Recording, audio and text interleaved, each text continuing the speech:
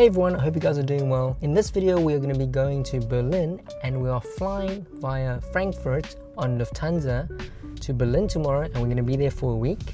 Unfortunately, we're not going to be driving this time to Germany because we're only staying for 1 week. But in future, when we go for a bit longer, we might do a long road trip all the way from Portugal to Berlin. I did say in my previous video that I'll be renting a car when I get there, and that is still the plan, but we have not booked anything in terms of car rentals. So when we arrive, we're going to take an Uber to the hotel, and then I'll show you guys the journey arriving. And then I'll decide after figuring out the parking situation whether I want to rent a car or not, because there are some places that I want to go to that makes more sense for us to get a car for the duration. So we'll see you guys on the flip side, and enjoy the rest of the video. If you like this type of content and us traveling around Europe in my Tesla and sometimes not in my Tesla, make sure you click the subscribe button and like this video, and we'll see you guys when we are traveling to Berlin tomorrow. So this was our first flight in over 12 months because we couldn't leave Portugal for over 12 months, and it was pretty cool. The first time flying Lufthansa, and we had a really good experience. This is us leaving Portugal. Look at the weather, and I got to try a pretzel on the plane. Pretty good actually. This is us arriving in Frankfurt, and you can see I'm not very impressed. And here is us landing in Berlin at the Brandenburg airport. First time being here.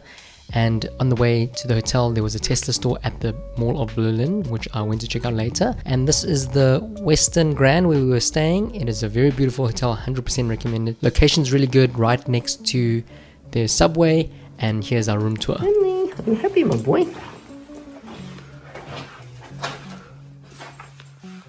Oh, nice. Wow, okay. Oh, here's his... Oh, cute. Look at this big ball. And let's see if there's a view from here. Just a view of the street. All the rooms are modernized, but the lobby area is the original state, which makes it look really cool. And I do really like the finishings in the rooms. Everything was very neat and tidy and really well put together. Here we check out the Tesla store at the Mall of Berlin.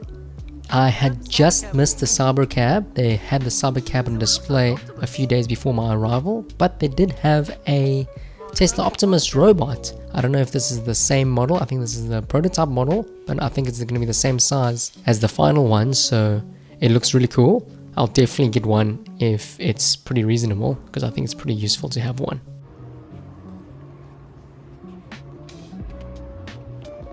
So I'm mainly walking around and using public transport in Berlin, and Ubers as well, but it's actually been kind of unreliable.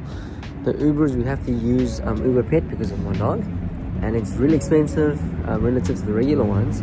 So we decided to rent a car, and I will show you what car we rent tomorrow.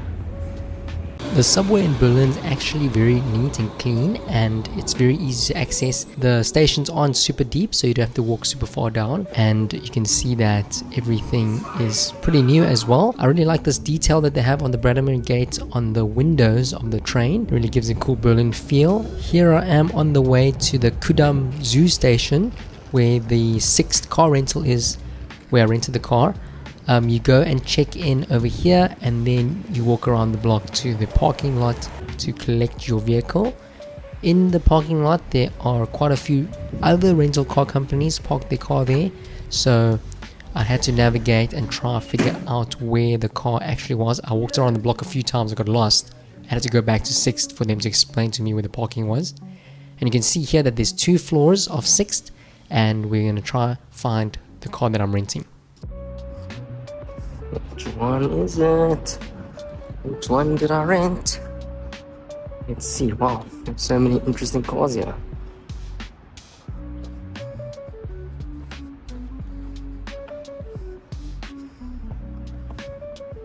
Was it in this section? This section? Oh, nice. Which one? Which one is it? I only have those options, and it was this.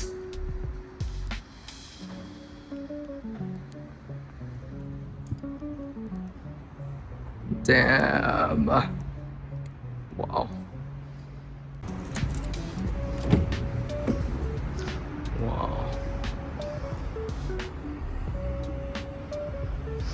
Smells brand new. Wow. Okay. It comes with, what is this? This is a Porsche parking meter. See how long I've parked for. I'll take my jerseys and stuff off. But yeah, I'll show you guys around later. These are the back seats. Okay, so it's been a while since I drove a car with a regular steering wheel, but at least this one's electric. I'm just gonna adjust all the seats and everything, and then change everything to English, because obviously I should have changed it on the previous screen, because it did ask me earlier what language it was on top there. Let me change this over. I think it should be under system, sparkle. Change this to English. Wait, that's the, yeah, okay, let's change it to English. United Kingdom. Cool, now I know everything.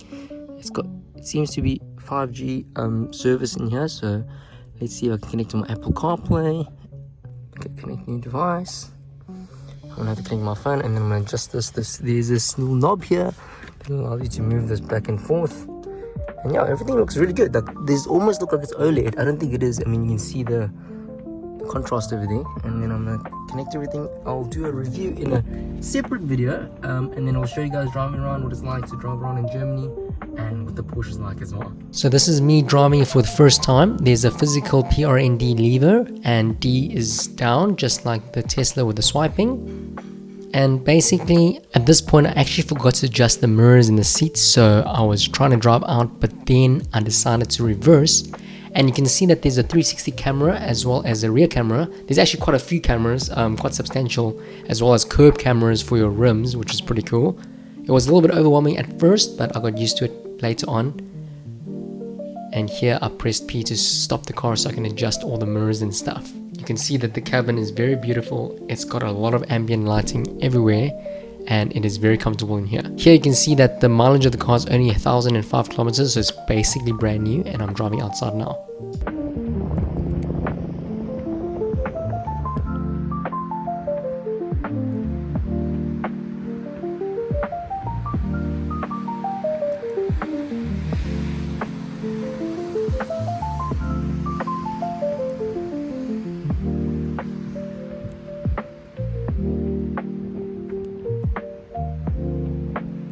Hi guys, so I didn't get a chance to film for you guys yesterday because it got so dark. Being here in Central Europe, especially in winter, the sun goes down extremely early. Usually it goes down much later, especially in summer. It goes down extremely late, but in winter at about 4-ish it is dark. Oh, there's a Ferrari in front of us. Ferrari per Sangue, I think that's how you pronounce it.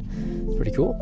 But anyways, yeah, I rented the Macan for a few days to try it out, and initially when I first started driving it, I was a little bit nervous because I had been driving Tesla so often. Basically, I got used to a lot of the safety systems and the assistance and the Tesla Vision, for example, that I got really nervous because I wasn't used to things like, you know, actually looking out the wing mirrors. And the rear view mirror here is actually very, very visible, so I can see out the back really clearly, unlike the Tesla where I always used to use the cameras to see behind me because of the funny angle that the rear of the car is, so you can't really see behind you. But in this car, visibility is great. I've been driving it for about a day now, and I must say I feel very comfortable in it now, and it is a very nice car to drive. Very smooth, a lot smoother than my Model 3.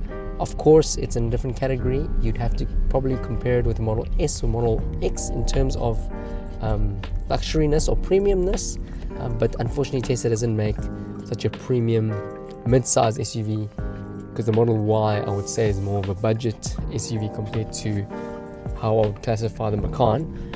With that being said, the Macan is one of the cheaper Porsche models in the lineup. I think the finishing and stuff do feel a little bit plastic. You can upgrade a lot of this trim, but otherwise it is very neat and very tidy, so everything is very well made. It's not like, you know, it feels like cheap plastic. It just feels plasticky. It doesn't feel like for example, I don't think this is leather, for example. I think back in the day it used to be leather, but nowadays a lot of vegan leathers around. I'm not sure if you can upgrade a lot of this trim to leather. This is because I rented it from Sixt. A lot of the cars in their fleet they probably want to resell at a later stage, so they configure it with really basic or very commonly selected options. But this car, I think, has everything that you need, especially if you're looking for a base Macan 4. So this is the 4-wheel drive model. I've been quite surprised, to be honest. The technology in this car is pretty good, nothing like Tesla. If you look in the screen here, they seem to be mimicking Tesla with Tesla Vision. It's not as accurate as good, but you can see that it detects the cars, and earlier had the cyclists over here as well. It also does have auto steer. So for example, if I activate it now, okay, cool, it's got auto steer as well, so I'm not doing anything right now. And it's definitely not as good as Tesla, but it does seem to have a conductive detection of whether your hand's on the steering wheel, unlike Tesla's one where you have to nudge. So like if I touch like this, it kind of knows that I have already touched the steering wheel. So I wouldn't rely on this the way I rely on autopilot. I think it's mainly for highway use, to be honest. But yeah, it's fun testing it out. It's really close to the curb there. I actually got a bit worried there. This car compared to my Tesla, I must say, given my earlier comment about, being unused to driving a car like this again, this is actually just a normal car, with technology. Whereas Tesla feels like, a technological marvel or a computer on wheels. So it is quite interesting to get back in a regular car with regular technology. They have the screen, sorry, Apple CarPlay is very slow right now because I'm actually filming with my phone, so it's actually struggling. But that's got nothing to do with the car's interface. It's actually just Apple CarPlay. Usually it's very smooth, but this is the car's interface, and you can see that it's buttery smooth. It's really good. I did test this in the Taycan. So this car does remind me a lot about the Taycan. I think they obviously took a lot of the design elements from the Taycan. It does have a lot more modern things because the Taycan that I drove was, I think, from 2020, a few years ago, or 2021 or something like that. Maybe 2022, I might be wrong. The design's quite similar, but the software, for example, is very smooth. This new Porsche Vision, if I can call it that, is new as well. I don't remember there being this in the other car. But yeah, otherwise, driving around in Berlin has been quite a cool experience. A very easy to drive, drivable city. The roads are very big. It is a bit slow because there's often traffic and people adhere to the speed limits, which is pretty low because there's pedestrians everywhere. And what's interesting is the traffic lights, they go from red, amber, and then green. So unlike a lot of places where it goes green, amber, and then red, you can see now it goes red, amber, and then green. It's almost like stop, ready, go, which is pretty cool because then you don't get a lot of people missing the green and then wasting some time at the traffic lights. But yeah, as you can see, it is very gloomy here in Berlin at this time of year. I do want to come back again. The last time I was here was 12 years ago, and it was in July when the weather was amazing. It was summer. So since we've been here almost a week, and we only saw the sky through the clouds for a brief moment, maybe for an hour or two the other day. So I think I can see why a lot of Berliners are in Cape Town at this time of year, because they're obviously escaping the winter and enjoying the summer down in Africa right now. I'm going to be driving to a restaurant now. To be honest, I'm kind of convinced I actually do want to get this car now. I actually rented it because I wanted to make a video for you guys, but also because it has been on our shortlist for a second car. But I do think that this could just replace my Tesla, to be honest. What do you guys think? Let me know in the comments below. Would you buy a Macan? I probably would buy a pre-owned one because the Porsches and BMW's German cars do depreciate a lot, especially the EVs. So I'll probably wait a little bit longer and see what's available. Yeah, in the beginning I was kind of skeptical. I do think at the similar price range, BMW X4 is a similar version of this. At a similar price range, I think the BMWs give you a little bit more in terms of luxury and plushness. But I do think that Porsche has a stronger brand value. People are literally looking at me all the time in Berlin driving this car. It is a very special car. There's not many around compared to the Audis and BMWs. So I do think it's a much more special car, and I've really enjoyed driving it. It's very smooth. I'm very taken aback. Much better than I thought. So we might be seeing a Porsche in my fleet soon. Anyways, if you guys want to see more about this car, I'm going to do a full review on it in a separate video, so remember to like and subscribe so you can watch that video as well. And if you guys have any comments or questions about our trip to Berlin, we've had a fantastic time. We've eaten a lot of good food, met up with some friends, checked out a lot of the different districts in Berlin. Today we're heading west to check out the west side. We've mainly been in Mitte and east of Mitte, checking out all the eastern historical areas. But today we're going to check out a lot of the west side just to see what it's like. If you guys have any questions or suggestions, let me know in the comments below. And in 2 weeks from now, we are driving to Madrid in my Tesla. So we're going to be returning back to Europe in a Tesla, and we will be doing a road trip to Madrid and staying there for a few days from Porto. So that 5-hour drive straight to Madrid, and I'll show you guys all the charging and stuff. But if you want to see a full review of this car, remember to subscribe, and also remember to subscribe to watch the video from Madrid. So the main reason we flew to Berlin this time was because we were meeting some friends and we weren't going to be here for a very long time. Therefore, we decided to fly instead and rent a car while we're here. One of the considerations is that, you know, Berlin is a big city with a lot of public transport and a lot of accessible transport options. Would I have driven my car here next time? 100%. You know, Berlin is a massive city. There's a lot of places to go. Public transport works, but you have to be patient and have a lot of time, especially, you know, if you are going to be using Uber, for example. You have to wait. You know, if your Uber is nowhere near as convenient, it does cost a bit more to drive your own car because you have to park and stuff compared to, you know, if you just use the train.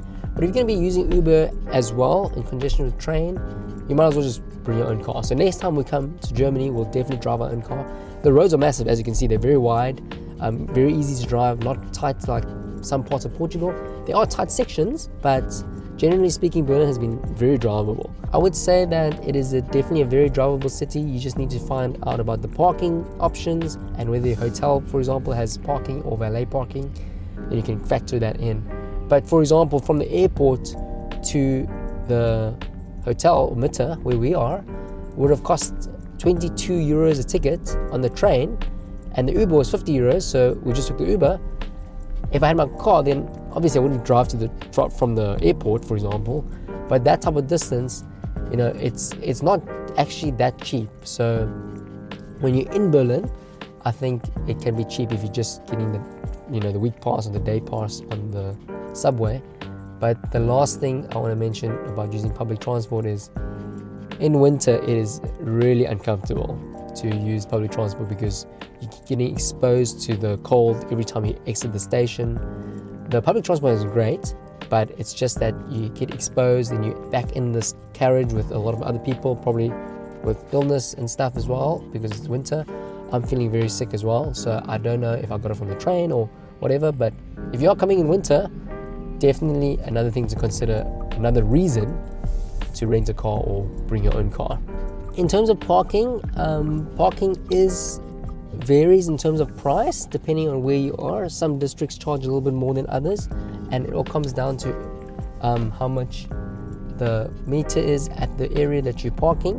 I haven't actually parked inside a garage yet, but outside my hotel for 1 hour it was 4 euros. They had valet parking at my hotel for 35 euros a day or a night, and they'll bring your car and park it and bring it to you anytime you want for 35 euros, which I think is pretty reasonable considering that, you know, you can have your car at any time and perfectly park somewhere for you and someone doing it for you.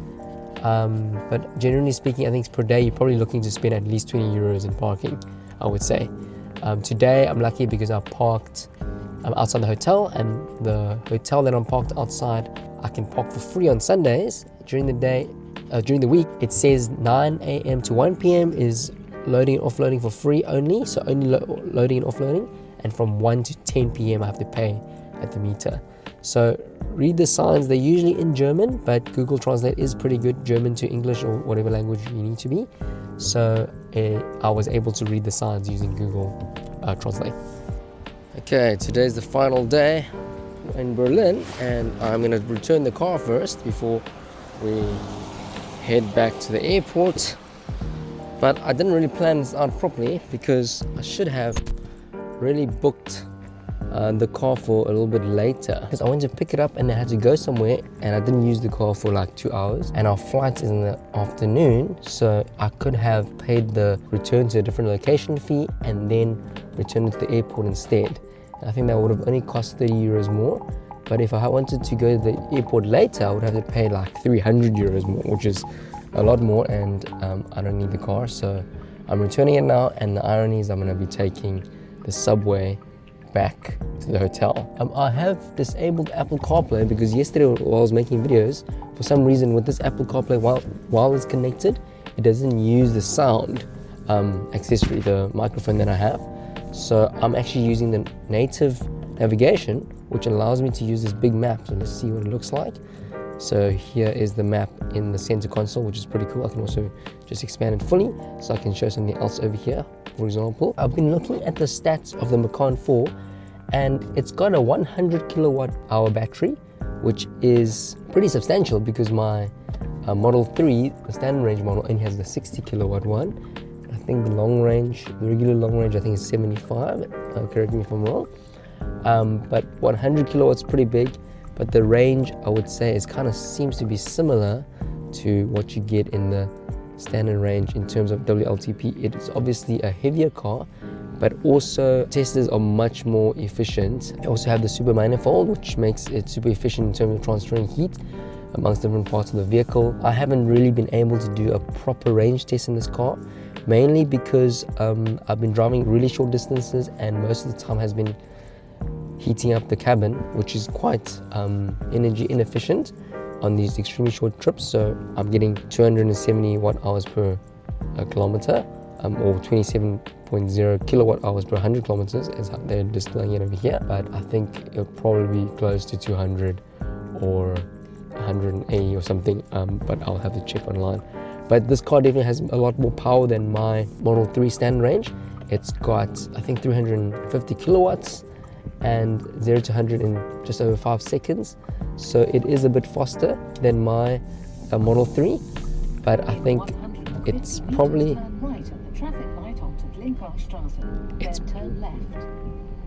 it's probably comparable to the long range.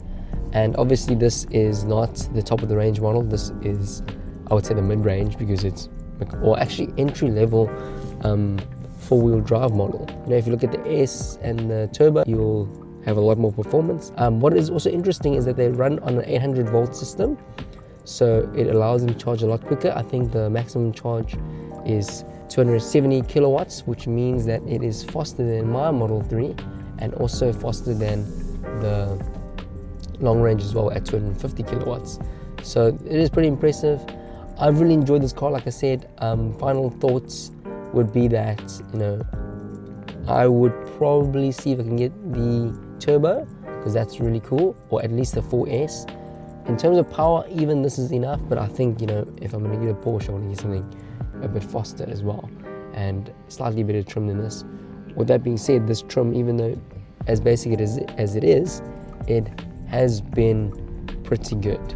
So yeah, I am impressed. I am quite happy that I rented this for a few days to get a trial on it, because I've been quite a big BMW fan, and I think, you know, I owned the X3 before, and this is a similar category to the X3. If you look at the X3 M40i or the X3 M, that will be comparable to the Turbo. To be honest, I think brand value of the Porsche is better, and I think the valuation is not as bad as the BMWs on the Macan, but I'll have to check with the EV, because the EV is slightly different, and obviously the depreciation EVs seems to be worse than petrol cars, so it's definitely in consideration. Yeah, so in terms of final thoughts about Berlin, we've had a fantastic time. You know, I didn't have many expectations. I met with some friends. I also met up with some people that I work with, and it's been great. What's interesting is, you know, the last time I came here, Berlin specifically, was in 2012, so that was 12 years ago. Things have changed a lot as far as I can tell, but I only came for, you know, 2 days, so I didn't really see much. But from the natives that live here, they told me that things have definitely changed a lot. I don't know if that's better for the worse, but one thing that has become better in my experience is the food. There's a lot better food now. and my friend told me that within the last 5 to 10 years the food scene has improved a lot, so that could have definitely changed. So I actually had very low expectations of the food, because I always thought Central Europe had not really that good food, but most places that I've been were really, really good. And you're obviously going to get some place that's not going to be as good as something else, but that just comes down to the quality. But there are really good options available. It has been interesting because sometimes you have these preconceptions of places, even if it's preconception or even if it is experience, you know, if you haven't been for a long time, things can change a lot. So I think this is what I love about traveling, you know, and meeting people and experiencing new things and places, because it really keeps your mind open to new possibilities. Because, you know, as my experience is of this place now, you know, I really loved it. It was really different to when I came last time.